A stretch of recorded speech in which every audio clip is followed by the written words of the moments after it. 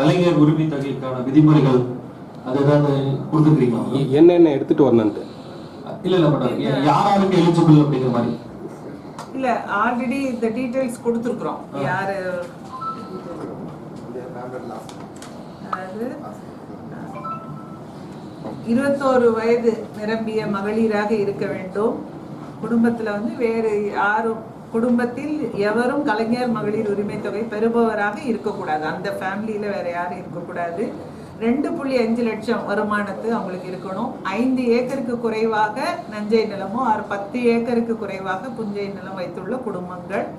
அப்புறம் 3600 யூனிட் குறைவாக மின்சாரம் பயன்படுத்தும் குடும்பங்கள் வந்து எலிஜிபிள். ஆல்ரெடி எவ்வளவு பேர் வாங்கிட்டு இருக்காங்க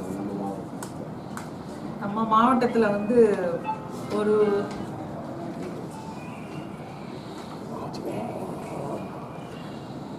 நம்முடைய மாவட்டத்தில்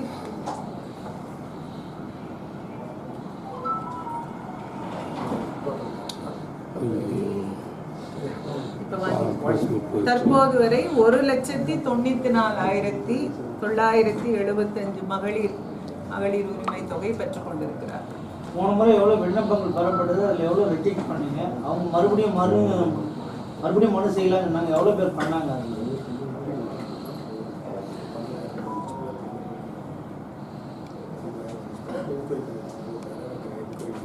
இது வரைக்கும் இல்ல, அவர் கேட்கறது மொத்த விண்ணப்பங்கள் எவ்வளவு? போன முறை மொத்தம் எவ்வளவு விண்ணப்பங்கள் வந்தது, அதுல நம்ம எவ்வளவு செலக்ட் பண்ணோம், மீதி இருந்தவங்க மறுபடியும் விண்ணப்பிக்கலாம்னு சொன்னாங்க, எவ்வளவு பேர் விண்ணப்பிச்சாங்க?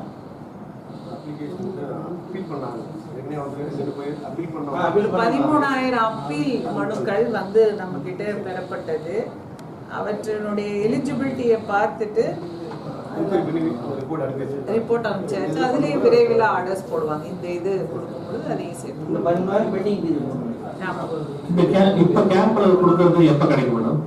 45 நாட்களுக்குள் இந்த கேம்ப்ல கொடுக்குற எல்லா பெட்டிஷனுக்கும் நாம தீர்வு காணணும், இன்க்ளூடிங்